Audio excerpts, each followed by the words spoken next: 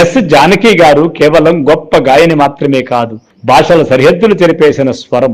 ఒకే గొంతుతో అమాయకత్వం, వేదన, భక్తి, ప్రేమ, విరహము అన్ని వ్యక్తపరచగల అద్భుత కళాకారిణి ఆమె. ప్రతి భాషను తన భాషగా పలికించిన స్వచ్ఛత, ప్రతి పాత్రకు ప్రాణం పోసిన భావ వ్యక్తీకరణ, సంగీత దర్శకుల కళలను నిజం చేసిన క్రమశిక్షణ, ఇవన్నీ కలిసి ఆమెను పాటల తల్లిగా నిలబెట్టాయి. దశాబ్దాల తరబడి తరతరాల హృదయాల్లో నిలిచిపోయిన ఆమె స్వరం కాలం మారిన విలువ తగ్గని సంగీత సంస్కృతికి చిరునామాగా నిలుస్తుంది.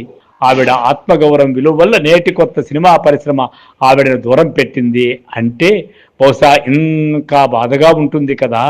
పద్మ విభూషణ్ పురస్కారాన్ని తిరస్కరించిన ప్రముఖులు మాజీ ముఖ్యమంత్రులు ఈఎస్ నంబూద్రి ప్రసాద్, బుద్ధదేవ భట్టాచార్య మరియు బింబుల్ ఖాన్ గారు కాగా, పద్మభూషణ్ తిరస్కరించిన వాళ్లలో శిఖర కుమారు, నిఖిల్ చక్రవర్తి, కె సుబ్రహ్మణ్యము, రొమిల్లా థాపర్ ఇలాంటి గొప్పవారు ఉన్నారు.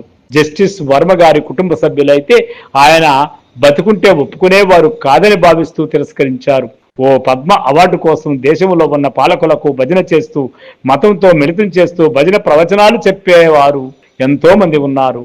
మహిళలపై నీచమైన పనులు చేసి తన్నించుకున్న ఆరోపణలు ఉన్న వాళ్ళకి కూడా పండితులంటూ పద్మ అవార్డులు ఇచ్చి సత్కరించింది ఈ కేంద్ర ప్రభుత్వం అనేది నిజం కాదా? ఏది ఏమైనా అనేక కారణాలుంటాయి అవార్డులు ఇవ్వడంలో, కానీ ఇప్పుడు అది కాదు విషయం.